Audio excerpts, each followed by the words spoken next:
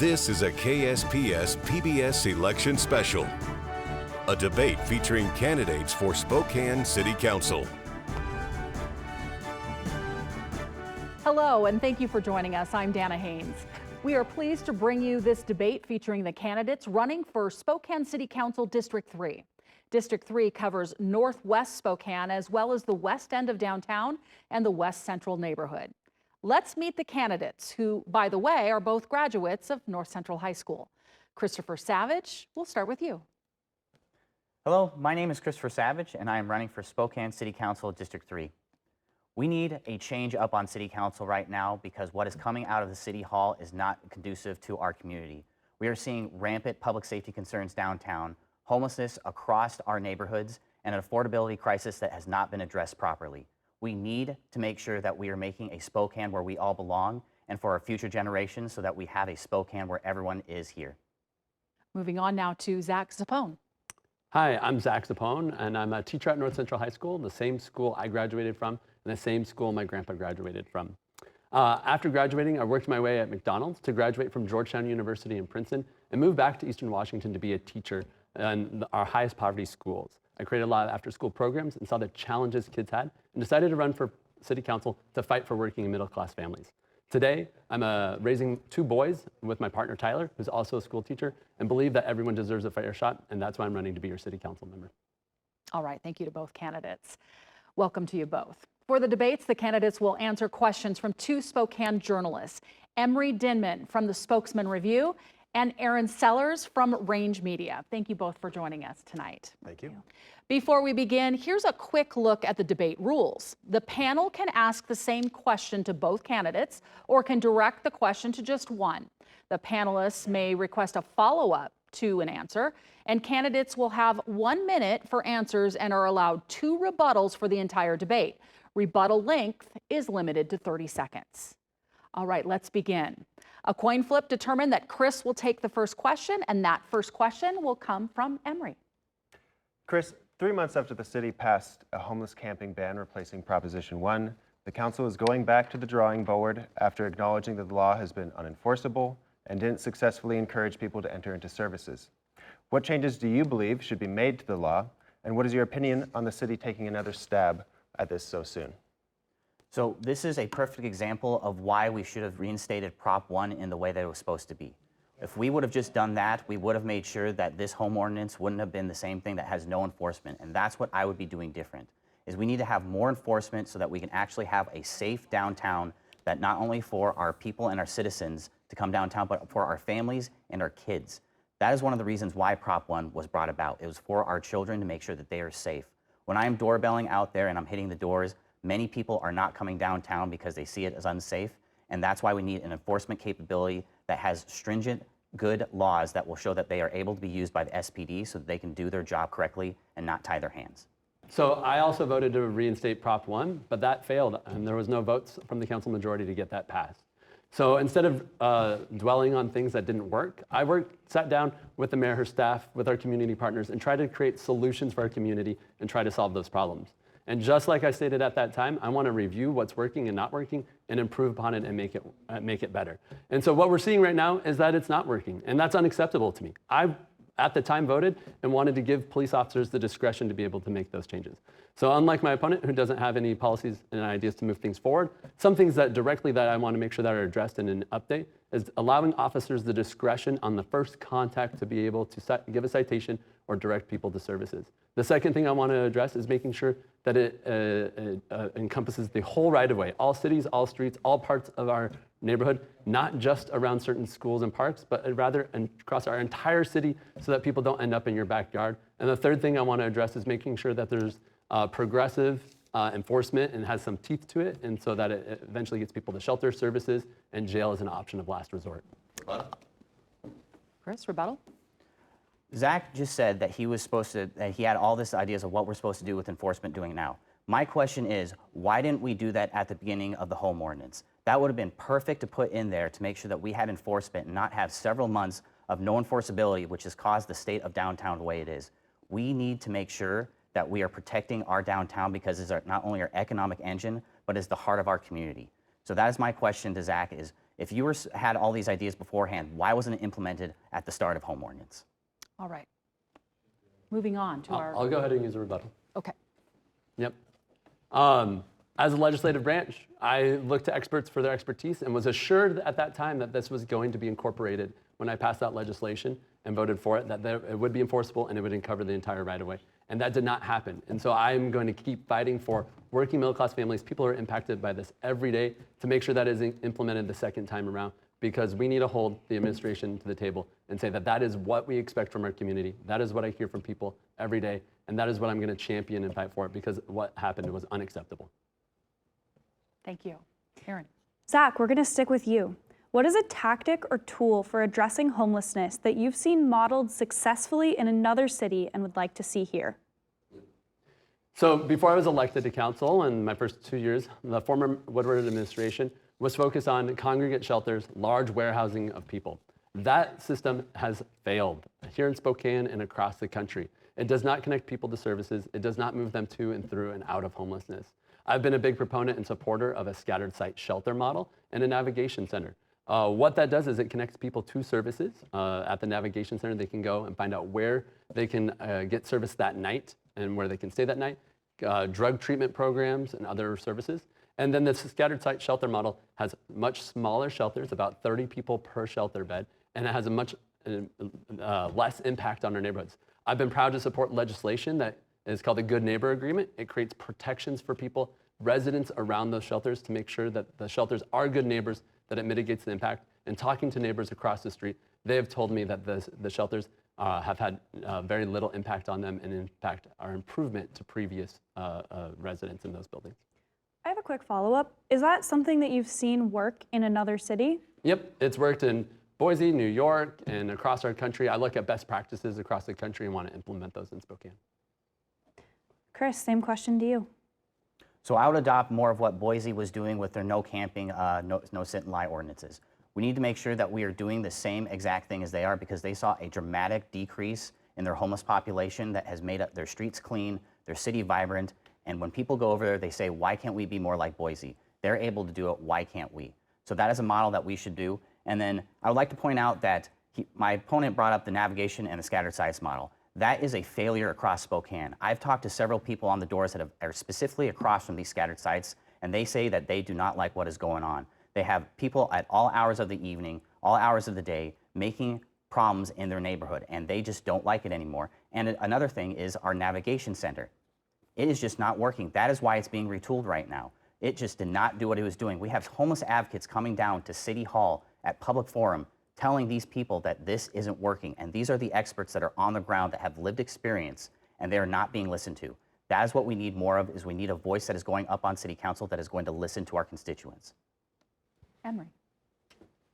Chris, how should the city find funding for permanent, reliable treatment services, given that the state and federal funding is so unreliable right now?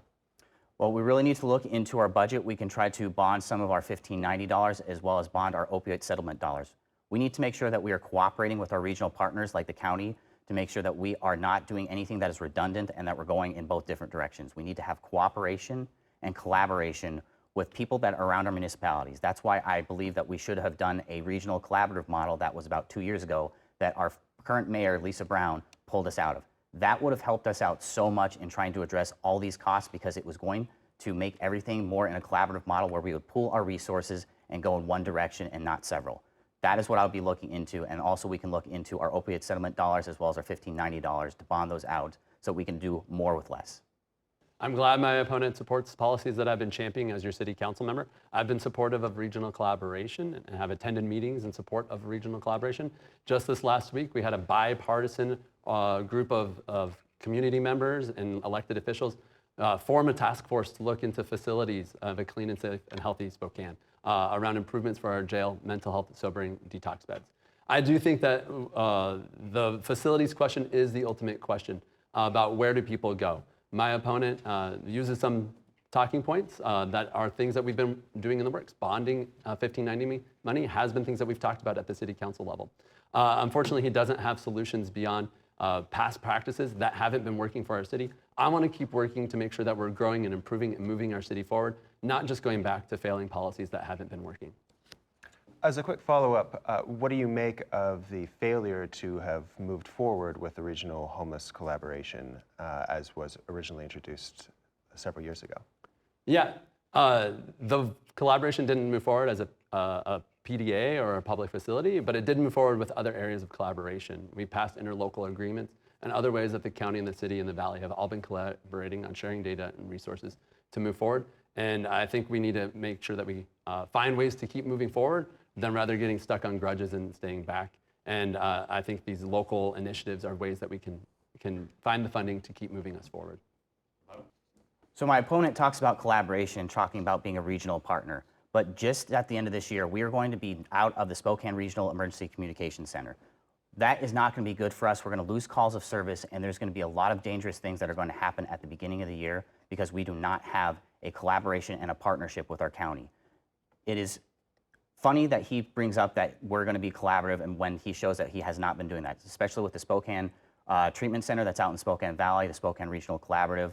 And that just shows that we just need to do more with collaborating with our partners and not just being adversarial or holding grudges like my opponent said. All right, thanks, Chris. And just a reminder, that is your final rebuttal. Erin? Great.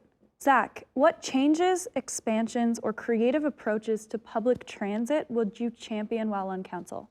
Yep, my opponent says I haven't collaborated, and I think public transit is a perfect example of collaboration that I've accomplished, working in a bipartisan manner with people across our region. I've sponsored legislation with conservative council members Michael Cathcart and Jonathan Bingle to address our biggest crises around homelessness, affordability, and charter amendments. So these are things that I think have a proven track record of working together about. When it comes to public transit, I've been a big advocate for more accessibility, more affordability, and more transit. It took me 3 years to champion policies that created an opportunity fare, which is getting implemented this fall. It's a low-income fare where people who are struggling to get to work, struggling to pay rent, are able to get a reduced rate to pay for transit. That connects them to job opportunities and access to healthcare and other opportunities. And so that's the type of investment we want, and that helps people stay housed. I think when we think about homelessness, we need to think about it holistically across different sectors, and that's the type of energy and creative solutions that I'm looking at Spokane Transit and other areas. All right. So for public transportation, we really need to focus on putting more funding and more taxes into our roads. That is the number one thing that I hear about on the doors is not only is it public safety, homelessness, and affordability, but the potholes across our city are one of the biggest concerns that our citizens have. Those cost people a lot of money because of making sure their alignment is out for the car, popping a tire. We need to make sure that we are saving our citizens a bunch of money. I also don't support the Division Street diet plan. That is not good for our transportation. We are going to cut down the main arterial and main artery of our economic prosperity that goes downtown and up from downtown. With the north-south corridor not being finished, that is not a good plan, and a lot of people take their cars to work. We need to make sure that we are focusing on listening to the citizens and their concerns, and when they give us what they're talking about, we need to go up to the dais and make sure that we're not making the wrong decisions. As a quick follow-up, are there any investments in public transportation that you would support? No, not right now. And it's going to be pretty hard to find those kind of dollars because we are in a $13 million deficit this year for the city. So trying to make sure that we get that funding is going to be very difficult in the near future. I have questions regarding city council staff. There are different questions for each of you. You'll have an opportunity to respond to each other's answers. But first to Chris, you have suggested that you could find multiple millions of dollars of budget cuts from the city council office. You've repeatedly mentioned 2 positions in particular, totaling around $250,000 in salary savings. Where would you find the rest? Right. So there's 20 positions that I've identified that will have this kind of about a multi-million-dollar effect on our budget, which will save about $2 to $3 million. And what you pointed for was the Director of Communications. We don't need that. People pretty much talk pretty well good for themselves up on City Council, as well as our parliamentarian up on City Council. All of us on City Council know Robert's Rules of Orders, or should know Robert's Rules of Orders, and that is why we don't need those. Another couple of positions that I've identified is like the Director of Sustainability. We do not need that at the City Council right now. It's a redundancy. We are not doing anything sustainable with our programs and or anything in the city that has anything to do with that. And another position that I've identified is the Director of Transportation. We do not need a person who is saying that we can have all these subcommittees like the Transportation Committee. It runs perfectly well. It has its own leadership there. So just having another person there is a redundancy that we don't need, and it's just costing our city more money. Zack, would you like to respond? Yeah, I'm not, what are you talking about? You just named two positions that are the same person. The Director of Transportation and Sustainability is the exact same person, so that's not a cost savings. He's gone around talking about 20 positions, but he's only been able to name 2, and he just now created the same person doing the job twice. I'm concerned that my opponent doesn't actually know the budget, doesn't actually know policies that we're working on. There are real conversations that we're having about with staffing at the City Council office. I do believe that we need to make reductions in our City Council office, and I've been talking about that over the course of the year. There are other reductions across the city that we have to talk about, and there need to be strategic cuts. We don't want to have blank cuts across departments that could impact our public safety. When it comes to police and fire, I don't want to make those cuts to our critical public safety, but we do need to look at where we can be strategic and efficient, and that's working with department heads about how they can find efficiencies and reduce positions. Would you like to quickly clarify what those 2 positions were that you were talking about? Yes, so the Director of Transportation is the person who's overseeing a lot of our subcommittees. The Director of Sustainability are actually 2 different positions, because I saw that on an Instagram post today. So if that's the case, then the Mayor Lisa Brown and the City of Spokane needs to rectify that on their social media posts. Just to clarify, as far as I know, John Snyder is the Director of Sustainability and Transportation for the city. But the City Council does have a Sustainability Initiative Manager. Yes. No longer? No. Was that position cut? That was Kelly Conway, and she moved to the mayor's office, and we never filled it. Got it. Okay.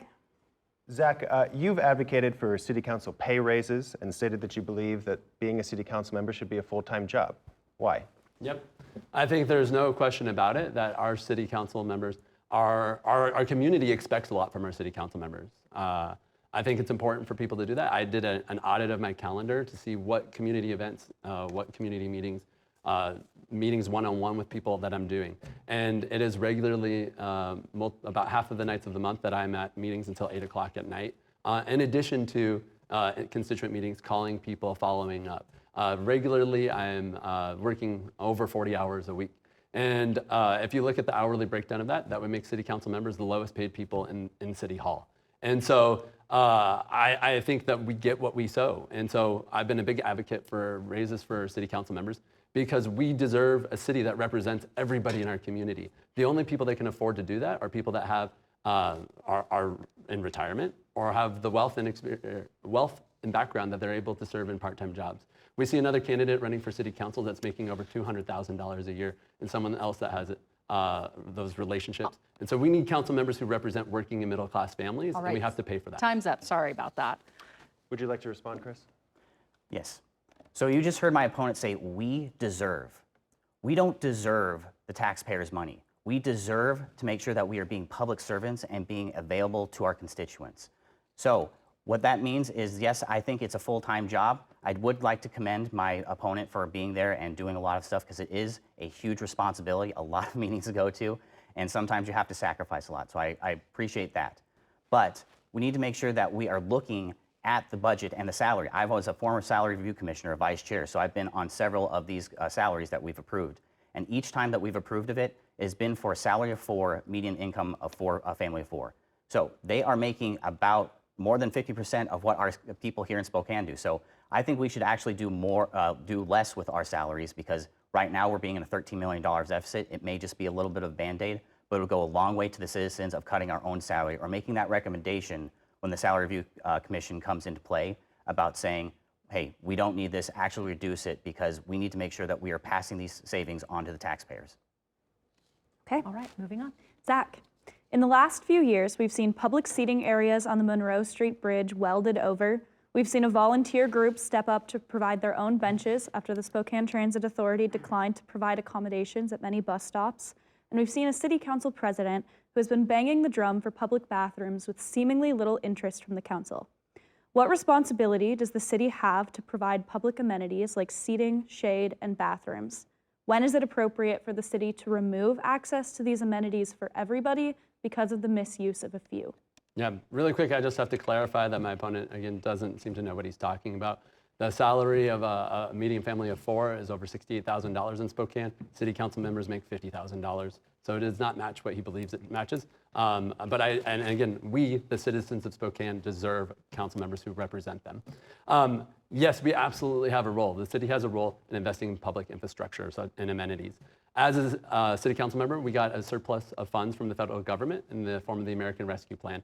And I was a big proponent of using those funds for those one-time facility improvements. I'm enthusiastic to see people that are creating benches in our community. My sister just texted me this week saying that these are really awesome. And so I think the city should look for those creative solutions from our partners, whether they be private sector, nonprofit sector, that can add those facilities. As a council member, I did invest in those types of improvements.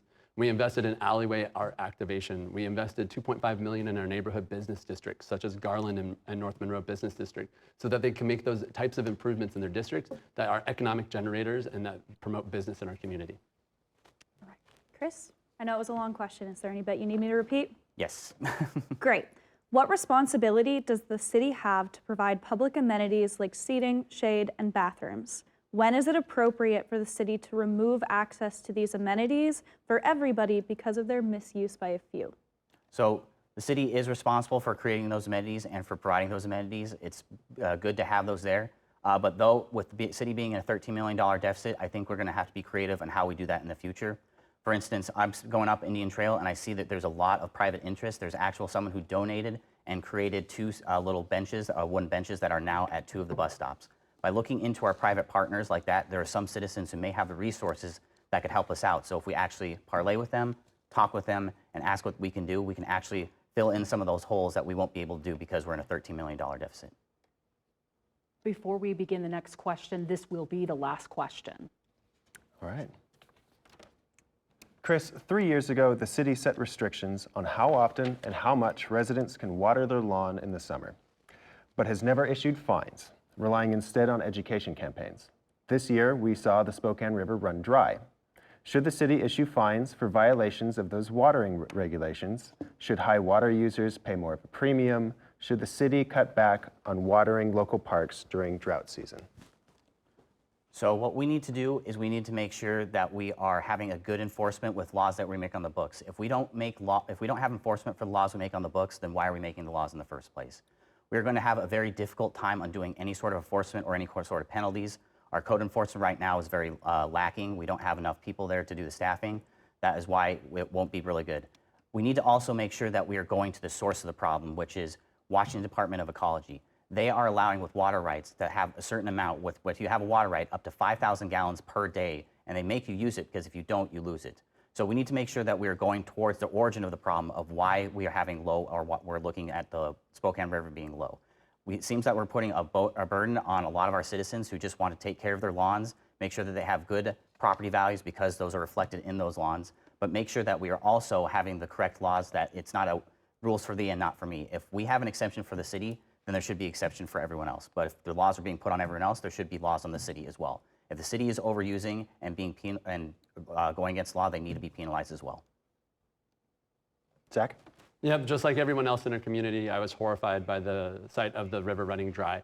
And as a council member, I've been supporting and advocating for conservation efforts, including the ordinance that I've helped pass that created some enforcement. I do think that there's more education and more enforcement that needs to go along with it. And I think we need to pass some investments in our parks that allow them to water during the cool parts of the day.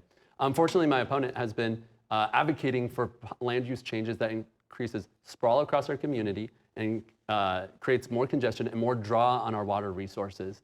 I've been a champion of housing policy that has advocated for infill development, getting rid of single-family zoning upzoning so that we have middle missing housing throughout our city, not just single-family zoning. Those types of failed policies lead to more congestion, increased water rates on every single person in our community, and benefits the wealthiest developers in our community who are able to profit off the city by expanding on our community resources. All right, time now for closing statements. Can I still use my rebuttal? Can you use your rebuttal? No. All It right. was worth a try. Sorry about that. Chris, you're going to go first here with the closing statements. Thank you. My name is Christopher Savage. I'm running for Spokane City Council, District 3. We need a better city council right now. We need a council that is listening to the voice of the people and not going up with their personal agendas. That's what you're getting with me. You're getting a citizen council member who is going to take your interest and your concerns up to the dais and making sure that there are laws that are reflecting what you want. We need to make sure that we are addressing our public safety downtown as well across our city, the homelessness crisis that has spread into our neighborhoods, and the affordability crisis that is really hampering our future generations living here in Spokane. We need to make sure that we have a city that we all belong in, and that's what you're going to get with me. I'm going to be your champion. I'm going to be your defender. I'm going to listen to you even if you are on the other opposing side of what we have, because that is what we need to do. We need to have open dialogue. We need to have conversations, because that's what Spokane is all about. We're all neighbors. We are all family. Thank you. All right, Zach. Yep. I want to make it clear what the choice is in this race. My opponent says he'll be a champion, and you should look at who he champions for and who his donors are. Just this week, he said that he would support paying $100,000 and reimbursing a required sidewalk that was required by every property owner in our city for one of his biggest campaign donors, Larry Stone, who has donated over $75,000 this election. These types of wealthiest donors in Spokane expect a return on their money, and my opponent has said that he would fund a reimbursement of $100,000, but that wouldn't help anyone else, especially the poorest residents in West Central neighborhood. I'm proud to deliver results for working and middle-class families in our community. I'm supported by firefighters, teachers, nurses, healthcare workers, grocery store workers, and bus drivers. They know that I'm a champion for working middle-class families, and we have real struggles in our community, but we've made progress and we don't want to move backwards. On public safety, we brought back neighborhood resource officers, traffic patrol. On housing, we have record permits for 3 years in a row. And on safer streets, we've made investments that improved our crossings in our neighborhoods. We need to keep moving forward as a community so that everyone has a fair shot. All right. Thank you, Zach. Well, that will do it for this debate for Spokane City Council. Our thanks to the District 2 candidates, Christopher Savage and Zack Zappone, as well as our journalists today, Emry Dinman and Erin Sellers. Thank you for joining us. This and other KSPS debates are available for viewing anytime at ksps.org. From all of us here at KSPS PBS, thank you for watching.